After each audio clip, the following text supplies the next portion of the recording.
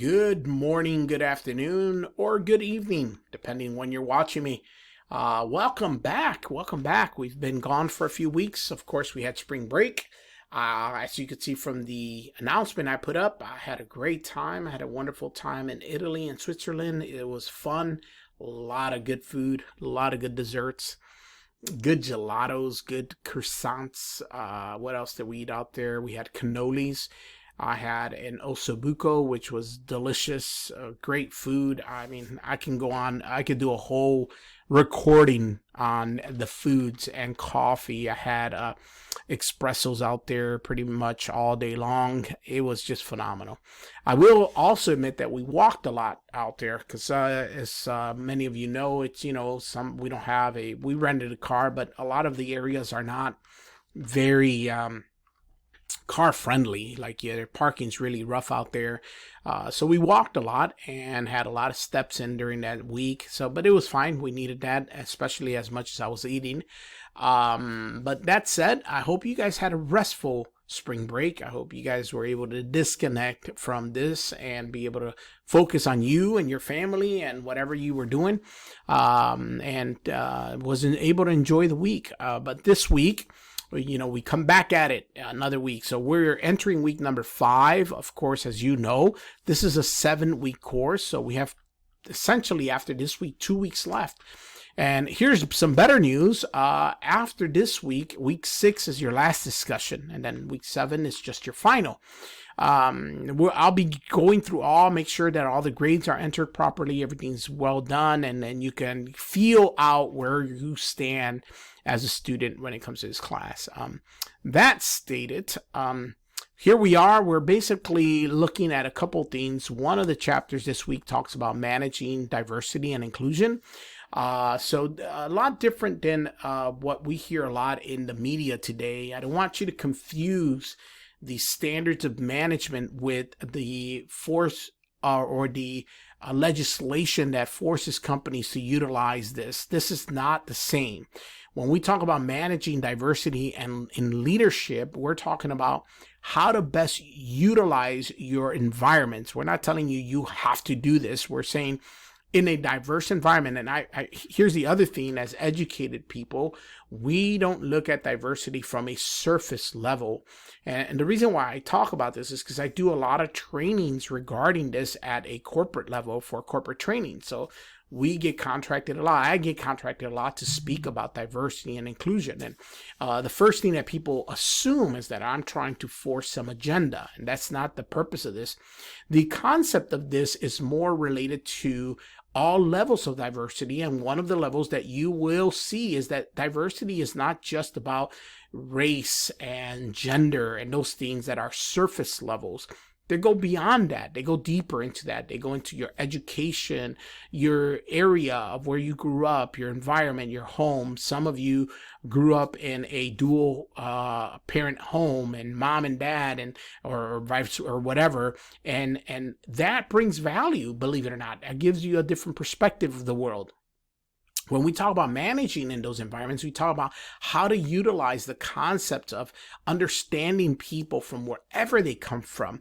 I mean, even in the concept of education, right? Some people argue with the concept of like, they're going to hire someone and they go, we're going to look outside of the organization. Why would an organization do that? Why would an organization not just promote from within? And a lot of times it's because we try to bring in new ideas, new concepts, new views than the ones that are already established within our organization. Or we look at people who have a higher level thinking, a higher processing capacity. So if someone that doesn't have a degree is working for some company, a company then looks for someone that's going to become a manager that has a degree. What they're hoping is to find someone as yourself who have been through courses that have exposed you to some information. Now, if you utilize college property, and I'm not saying that just because you get a degree, you have taken advantage of that.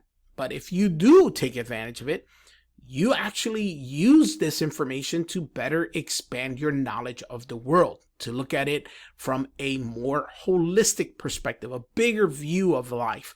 Now, there are, and I admit, I mean, I've been in this world for a while now. It's been a minute since the last time I was born, and I seen how some of the business world works. And there are people who have gone through college, came out with a degree, and they did not take advantage of college. They did not expose themselves. They, for lack of a better word, eased their way through college, figured out a way to manipulate the system, to cheat through the areas, to memorize stuff, but never were challenged to learn deeper, get further.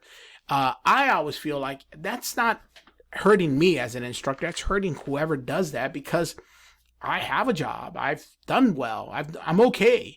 But the people who are going through the process, this will help. And the world is not forgiving. In other words, you're going to graduate with a degree, and it says you have a degree in whatever. If you really don't know what you're talking about, the world will know that. They'll know right away when they hear you speak, and you don't know the very basics of whatever you're supposed to know.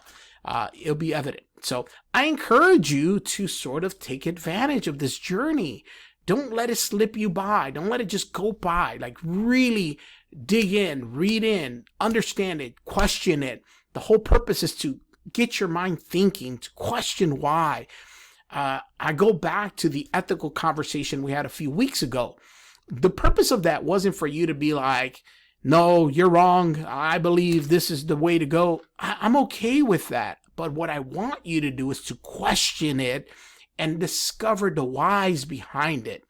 This week, the conversation continues that way. What is the difference, guys, between a manager and a leader? And many people use those terms interchangeably. They go, oh, a leader and a manager, same thing. They're not. And when I've interviewed people, I try to figure out, who is this person being interviewed? Are they managers?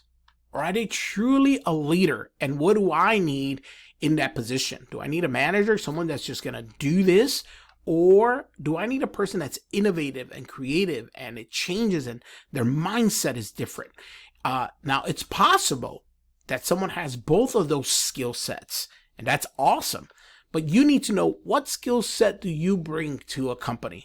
Because when that question comes up, and in most management interviews that I've seen, the question comes up, can you explain to me the difference between a manager and a leader? Most people just spin their wheels on that. Well, a manager manages and a leader leads. It's terrible. It's a horrible answer. Like, give me some context. And that's what I'm hoping you're doing in these discussions, is you're really digging in a little deeper, taking this a little serious. And some of you, man, I am impressed, and thank you, because it's nothing like being a teacher that reads the discussions and challenges me in my perspective. Man, I didn't see it that way. That's what makes it exciting. So I have students like that. And I will say, like, I have some students, some of you guys really make my brains turn, my wheels turning in my brain. Like, it challenged me to view the world a different way. And I appreciate that. And I can easily tell, based on some of the things, of people who are just going through the motions, and those of you who are truly trying to learn something, get some value, substance out of it. So that's this week. I'm looking forward to those details. And then next week, we're going to be talking about motivating people and teamwork. And one of the things that really, I named this my favorite discussion, because it really talks about, like, the Maslow's hierarchy of needs. And you'll see this again in Intro to Business for those of you who are in management. But Maslow Abraham Maslow really, it resonated with me, because we're motivated by certain things, and motivation is what gets us up in the morning and does things for us, right? Everyone has some level of motivation. It's just understanding how motivation works. And as you move up, I encourage you, Google or YouTube or listen to a podcast about Maslow's hierarchy of needs. Like, utilize your time that you have and your tools that you have to learn more, because this is a powerful tool in management. That said, I take advantage of this because I try to find out your intrinsic reward. What is it? What is it that makes you go every day, do something more, go further? Why are you even here? Why are you in college? Like, what's the motivating factor? You want a piece of paper to put on the wall that no one cares about after a while? Or is there more to it? Because, see, I've gone through many students who have started off strong, and then they'll quit halfway through, and they quit because there's no intrinsic reward. There's only extrinsic rewards. There are only things that motivate them for the next session. It's like, but what's going to keep you here when things get tough is that intrinsic satisfaction that you did it. And that's what I want you to boil down to. So this challenges you in this discussion.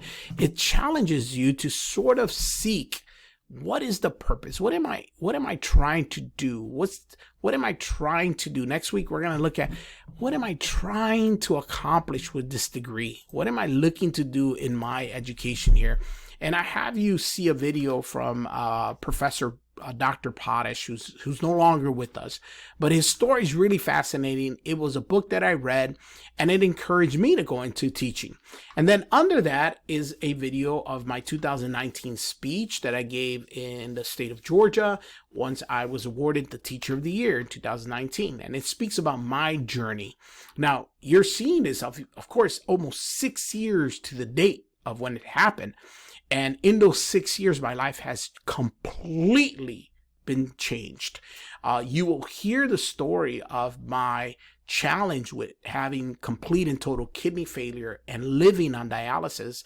The total length of time that I was on dialysis was 19 years. 19 years I lived on a treatment that sustained my life, and I connected every night. But you'll also hear the passion of wanting to continue life and continue to do what I do. And I encourage you to watch that, not because it's me, but because it gives you an understanding of why I'm here, why I do what I do. Why am I recording this video? Why am I week after week coming back? Because it is easy, I'm not going to lie, to just put autopilot in a job like mine and put out a bunch of information, because let's be honest, you've had those experiences. But why do I go one extra step? And this explains it to you. And I want that for you.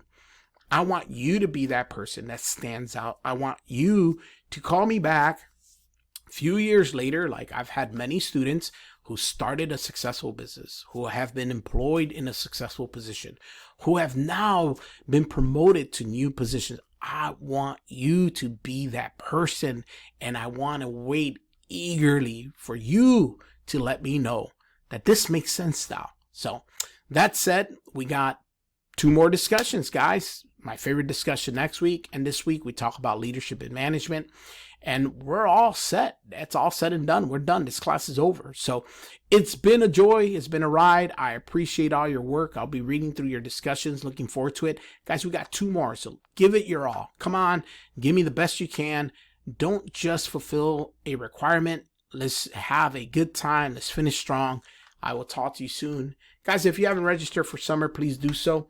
I got a couple open spots. I think 4 open spots left in Team Project. So after that closes off. But let me know if there's anything I can do for you. Take care. We'll talk.